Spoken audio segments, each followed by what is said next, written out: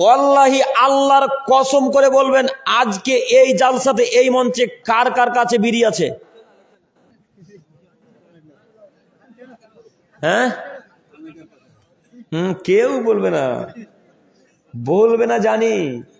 এবার আপনাকে বলছি যে আসলেই যদি এই লোকগুলো আল্লাহকে ভয় করতো, তাহলে এরকম একটা ইসলামিক সভাতে বিড়ি গুলগুটকা নিয়ে আসতে পারতো? পারতো না। তার মানে এরা আল্লাহকে ভয় করে না। আল্লাহকে ভয় করলে বীরের মুখে লাথি মেরে ডেরানে চুরমার করে ফেলে দিয়ে এই স্টেজে আসতো। ভয় কে করবে? 1999 মানুষই তো বিড়ি খোরা, সুদ খোরা, ঘুষখোর। যে 1999 মানুষ, অথচ এরাই সভাপতি, এরাই ক্যাশিয়ার, এরাই ক্যাশিয়ার, এরাই সভাপতি, এরাই সভাপতি, এরাই সব কিছু। আপনাকে আমি শতদিন বক্তব্যের মাঝে বলেছি, কিয়ামতের পূর্ব লক্ষণের কথা বলতে গিয়ে এই কথা চলে এসেছে বারবার, যে কিয়ামত ততদিন পর্যন্ত হবে না হাত্তা ইয়াকুনা আসাদুন নাসি ফিদ দুনিয়া লুকাইবিন লুকাব, যতদিন পর্যন্ত অধমের সন্তান অধম, অযোগ্যর ছেলে অযোগ্য, বেহায়ার ছেলে বেহায়া, যতদিন পর্যন্ত সমাজের নেতৃত্ব না দিচ্ছে ততদিন পর্যন্ত কিয়ামত হবে না। তো সুদখোর যদি কমিটি হয়, সুদখোর যদি সভাপতি হয়, তাহলে এগুলো কিয়ামতের পূর্ব লক্ষণ নয়? অনেক মানুষই করে না। যদি আল্লাহর ভয় করত, তাহলে মানুষ এখন পর্যন্ত অন্তত দোকানে অন্তত বিড়ি বিক্রয় করতে পারতো না। দোকানে বিড়ি বিক্রয় হয়? হয়। এইবার আপনাকে দেখাচ্ছি বুখারী মুসলিম, আবু হুরায়রা রাদিয়াল্লাহু তাআলা আনহু থেকে বর্ণিত, তিনি বলেন রাসূলুল্লাহ সাল্লাল্লাহু আলাইহি ওয়াসাল্লাম বলেছেন, ইয়াতি আলা নাসি জামানুন লা ইউবালিল মারু মা খাযা মিনহু আমিনাল হালাল আমিনাল হারাম।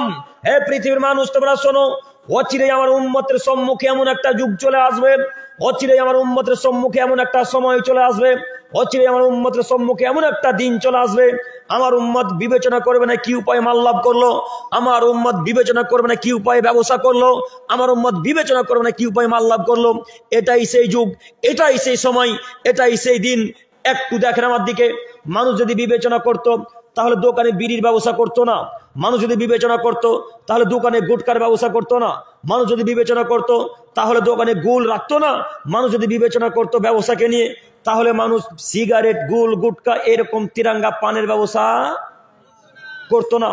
অথচ এইগুলি হারাম, এই বিড়ির ব্যবসা হারাম, এই বিড়ির ব্যবসা হারাম, এই গুটকার ব্যবসা হারাম, এই পানের জর্দা পানের ব্যবসা হারাম, এই গুলের ব্যবসা হারাম, বিড়ির ব্যবসা হারাম।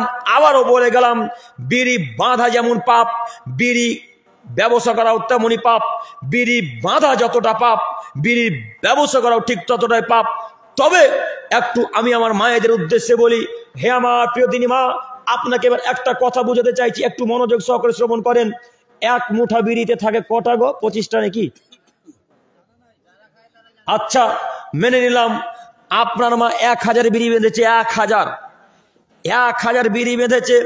এই 1000 বিড়ি এখন 1000 মানুষে যদি খায়, 1000 মানুষের যত পাপ হলো, আপনার মায়ের তত পাপ হলো। অথচ আপনার মা একাই বিড়ি বেঁধেছে। আপনার মা তার মানে পাপ কাজে কি করেছে? সহযোগিতা করেছে। আপনার মা একাই তত পাপী।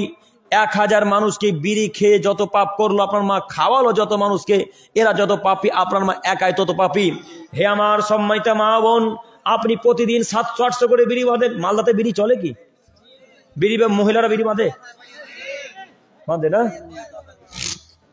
তো আমি আমার সম্মানিত মা ও বোনদেরকে বলছি, হে আমার প্রিয় দিনী মা ও বোনেরা, বিড়ির ব্যবসা বন্ধ করুন। আপনি তাহাজ্জুদ পড়ছেন আলহামদুলিল্লাহ, কিন্তু তাহাজ্জুদ কবুল হবে না কেন?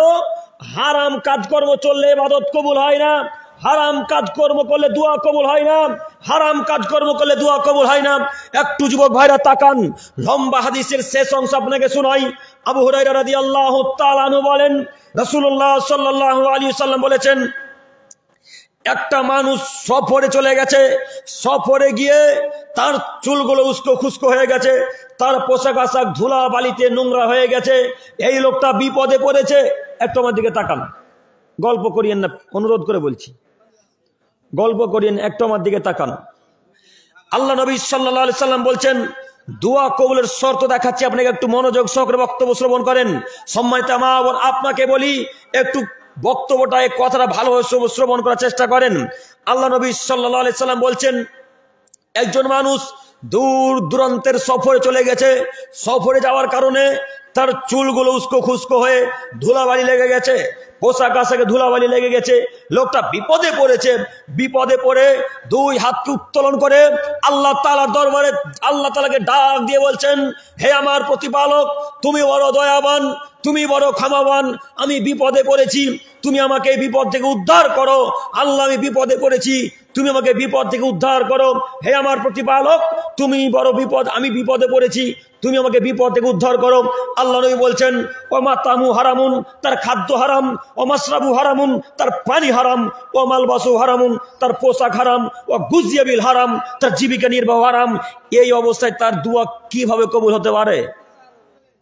বুখারী মুসলিম, আল্লাহ নবী বলছেন, ওই লোকটার খাদ্য হারাম, ওই লোকটার পানি হারাম, ওই লোকটার পোশাক হারাম, ওই লোকটার ব্যবসা বাণিজ্য হারাম।